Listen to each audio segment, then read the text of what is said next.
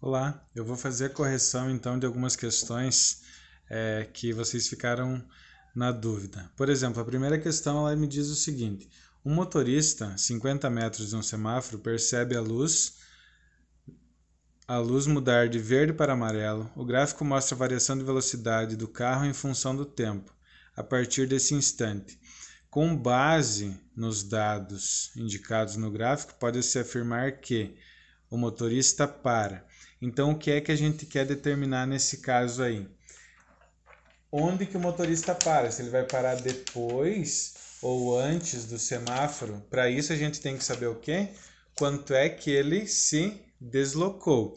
Então, aqui, ó, como é que a gente vai saber o quanto ele se deslocou? A área do gráfico aqui, ela é equivalente à distância percorrida. A gente tem as informações aqui, ó. Se a gente observar, essa figura aqui, ela é um trapézio. Então, se a gente calcular essa área aqui, a gente vai estar calculando, na verdade, a distância percorrida. Então, o que a gente tem de informação? A área de um trapézio é dada por base maior mais base menor vezes a altura dividido por 2. A base maior é 5. A base menor é 0,5.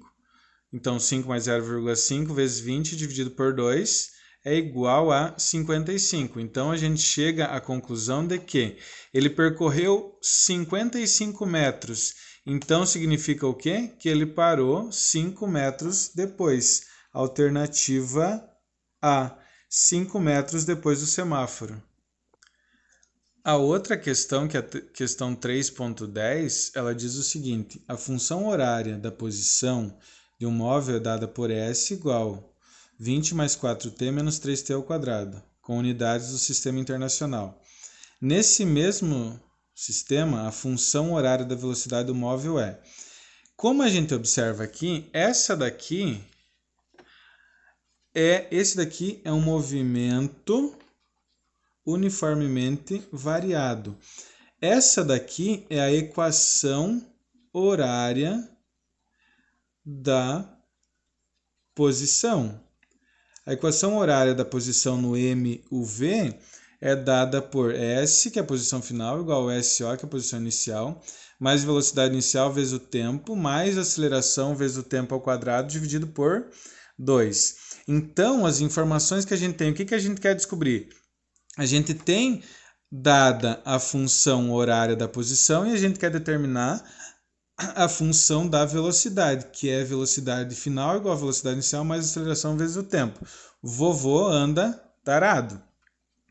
A velocidade inicial, então olhando aqui pela comparação, é 4 metros por segundo, como são unidades do sistema internacional. Observem que a aceleração vezes o tempo ao quadrado dividido por 2 deu 3. Ó, a aceleração vezes o tempo ao quadrado dividido por 2 ficou igual a menos 3t ao quadrado. Logo, a aceleração ela só podia ser 6.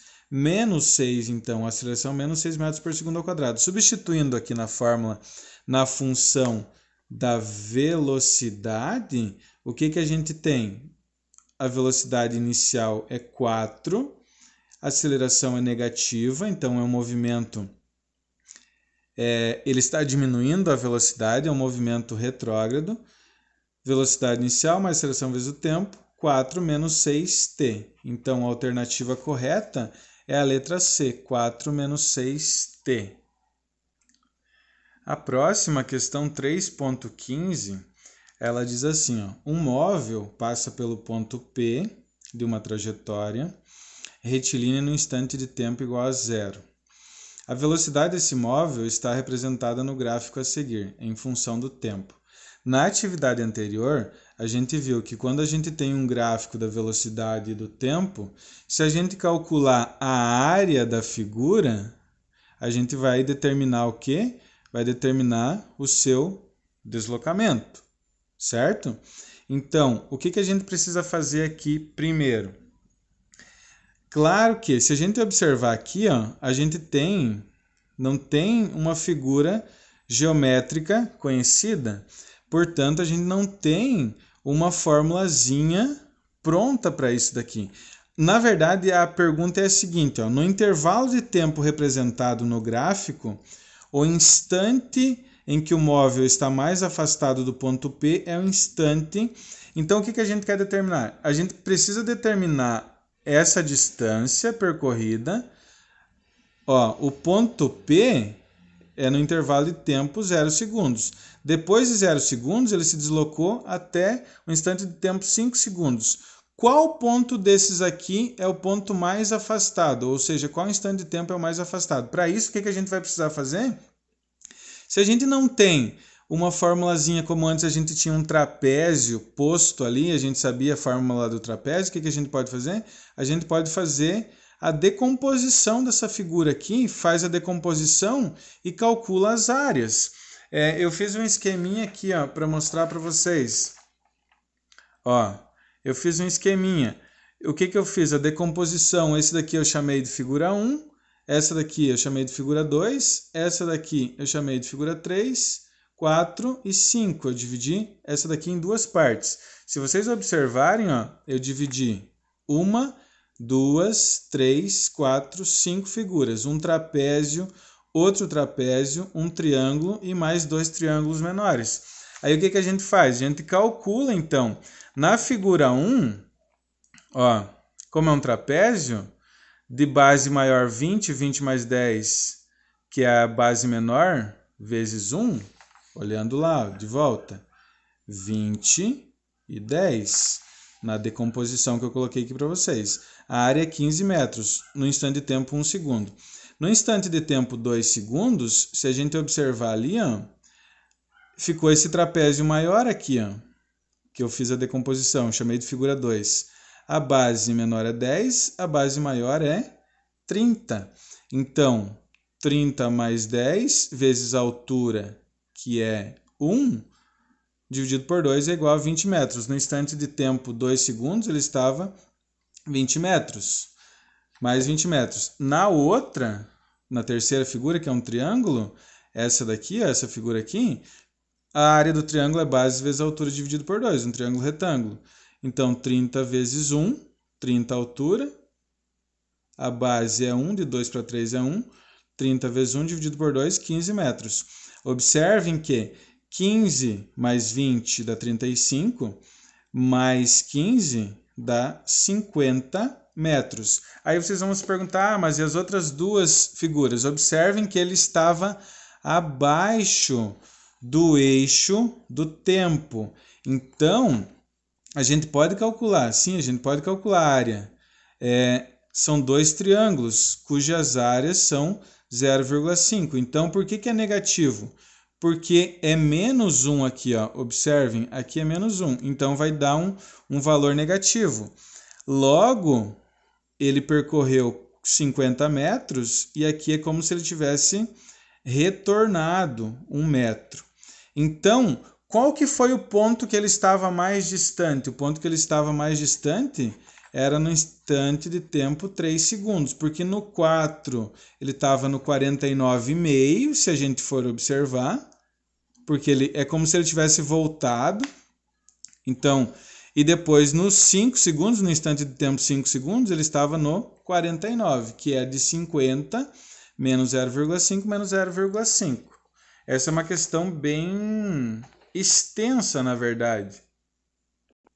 Aqui a gente tem a questão 3.16. Ela diz o seguinte: um esquiador desce por uma pista de esqui com aceleração constante, partindo do repouso do ponto P. Chega no ponto T a 100 metros de P, com velocidade de 30 metros por segundo. O esquiador passa por um ponto Q a 36 metros de P, com velocidade em metros por segundo D. O que a gente quer determinar? Então, a aceleração é constante significa o quê? Que ele tem uma determinada aceleração. O que significa ter aceleração? Se eu digo que um móvel tem aceleração de 2 metros por segundo, em 1 segundo a velocidade dele vai ser 2 metros por segundo. Depois de 2 segundos vai ser 4 metros por segundo. E assim sucessivamente. Então eu fiz uma representação aqui, ó. Ele foi de P até T, que é o que disse ali, que estavam distantes 100 metros. Ele saiu do repouso, certo? Partindo do repouso. Se partiu do repouso, a velocidade inicial é 0. Depois de percorrer 100 metros, ele atingiu uma velocidade de 30 metros por segundo. Então, o que a gente tem? Velocidade inicial, velocidade final e deslocamento. A gente não tem tempo aqui. Então, uma forma de calcular a aceleração sem ter o tempo, por exemplo, é através da equação de Torricelli. A equação de Torricelli permite que a gente descubra ou velocidade final, velocidade inicial, quando a gente não tem tempo, a gente tem deslocamento aqui. Então, a velocidade final é 30, então 30 ao quadrado, mais a velocidade inicial, que é 0, então 0 ao quadrado, mais 2 vezes a aceleração. A aceleração a gente não sabe, vezes ΔS, que é a distância percorrida de P até T, que é 100 metros. 900 igual a 200A, 900 dividido por 200 igual a aceleração, que é 4,5 metros por segundo. Por que a gente fez isso, pessoal? Porque a gente não conseguiria determinar qual que é a velocidade dele entre os instantes aqui, ó, entre os pontos P e Q, sem que a gente soubesse da aceleração. Então, informação, ele foi de P até T, chegou em T com 30 metros por segundo. Mas ele passou, pelo que deu para entender, ele passou por quê? Que estava a 36 metros do ponto P. Então, aqui a velocidade dele era menor do que 30, porque ele está acelerando, entende? Ele está acelerando a quanto? A uma taxa de 4,5 metros por segundo.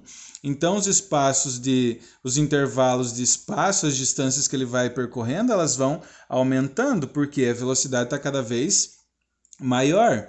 Então, as informações que a gente tem agora, a gente consegue descobrir a velocidade final dele no instante, no ponto Q.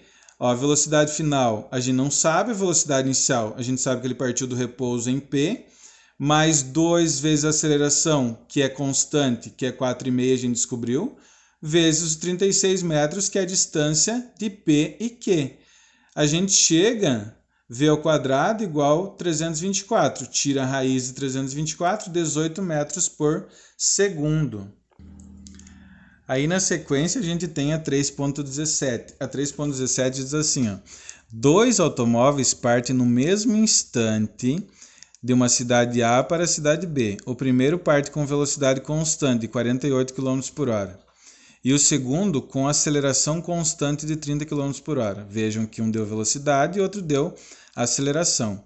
Sabendo que o segundo automóvel chegou 1 hora antes, na frente do primeiro, podemos afirmar que a distância entre as cidades A e B é D. Então, a gente quer saber de distância.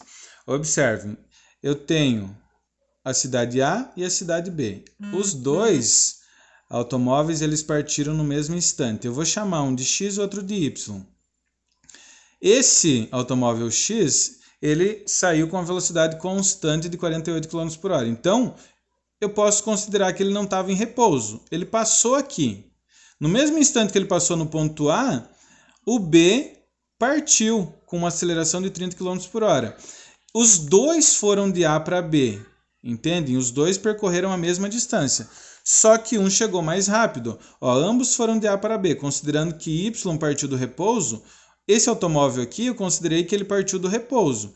Esse daqui passou nesse ponto já com a velocidade constante. Velocidade constante é movimento uniforme, certo? E esse daqui tem aceleração de 30 km por hora. Esse daqui significa que a velocidade dele vai aumentando. Então, o que a gente entende? A velocidade do Y, se eu considerei que ele saiu do repouso, é 0. O Y chegou 1 hora antes. Ele chegou 1 hora antes. E o X, ele chegou 1 hora depois, logicamente. A gente sabe quanto tempo que foi que eles levaram? Não, a gente não sabe. A gente pode chamar esse tempo de T. O Y levou um tempo T, porque ele chegou 1 hora antes. O X, que é esse daqui, ele chegou 1 hora mais tarde, então T mais 1. Ó, o X, ele tem velocidade constante. Então, para mim determinar a distância por ele percorrida, eu não sei as posições finais, nem as posições iniciais, mas eu sei que essa daqui é a função da posição no movimento uniforme. Sorvete, S igual a SO mais V vezes T. Posição final igual a posição inicial mais velocidade vezes tempo. Se eu sei a posição final e a inicial, eu sei a distância que ele percorreu, obviamente. Então, substituindo aqui, ó, considerando que ele partiu da posição inicial igual a 0, substituindo, por que considero que ele partiu da posição inicial igual a 0? Por quê? Se eu acho S, se ele foi de 0 a 10, ele percorreu 10 metros ou 10 quilômetros. Então, ficou 48, que é a velocidade constante, vezes o tempo. O tempo dele, quanto é que é? T mais 1. Então, a equação ficou assim, ó, 48t mais 48. Pensando no y, o y ele tem aceleração, ou seja, ele altera a velocidade, pessoal. Então, movimento uniformemente variado. A função da posição no movimento uniformemente variado é dada por S igual a SO mais V vezes T, mais a aceleração vezes o tempo ao quadrado dividido por 2. Considerei que a posição inicial dele é 0, que ele saiu do 0. Ele estava em repouso, então a velocidade inicial dele também é 0. Vezes o tempo, 0 vezes o tempo, eu vou cortar tudo isso daqui. O que ficou? 30, que é a aceleração, vezes o tempo ao quadrado dividido por 2. O tempo dele é t, certo? Então, eu já substituí aqui, ó, 30 vezes t ao quadrado dividido por 2 vai dar uma equação S igual a 15t ao quadrado. Como eles percorrem distâncias iguais, intervalos de espaço iguais, ΔS iguais, eu posso igualar essas equações, ó. Então, eu fiz 48t mais 48 igual 15t ao quadrado. Isso daqui é uma equação do segundo grau. Eu não desenvolvi aqui. A gente pode simplificar isso daqui, pode simplificar por 3, vai ficar 16t mais 16 igual 5t ao quadrado. Enfim, eu achei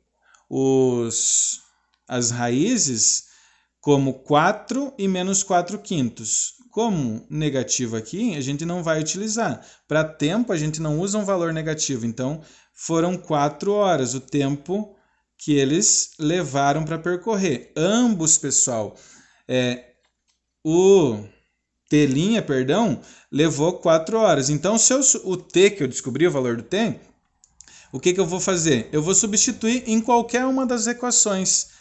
Se eu substituir nessa equação 15 vezes t ao quadrado, 15 vezes 4 ao quadrado é 240 km. Se eu substituir na outra equação, 48 vezes 4 mais 48 é igual a 240 km.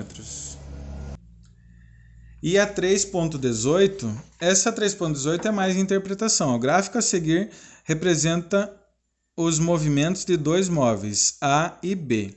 Se a gente observando o gráfico, pode-se afirmar que, vamos observar lá, o gráfico de A é uma parábola e do B é uma reta.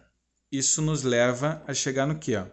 A é uma parábola. Uma parábola é uma função do segundo grau. Então, a equação da posição, já que é posição vezes o tempo, certo? Então, assim, é uma função do segundo grau, é um movimento uniformemente variado. O gráfico de uma função da posição no movimento uniformemente variado, ele é uma parábola. O que a gente vai observar? É uma parábola com a concavidade virada para cima. Então, se a concavidade é voltada para cima, eu tenho uma aceleração positiva. Então, positiva, a aceleração ela vai ser maior do que 0. Eu não sei o valor, mas eu sei que ela é maior do que 0. Na reta B, o gráfico do movimento do móvel B é uma reta.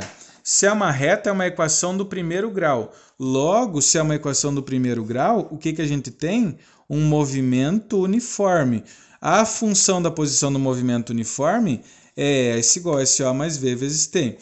No movimento uniforme não existe aceleração. A aceleração ela é nula. Então a gente chega na conclusão de que É a alternativa B, porque a aceleração do móvel A é sempre maior do que do móvel B. Por quê? Porque a aceleração do B ela é nula, é um movimento uniforme. A velocidade dele ela é constante, certo? Não tem aceleração. Então seria isso. Havendo dúvidas, podem entrar em contato. Um abraço.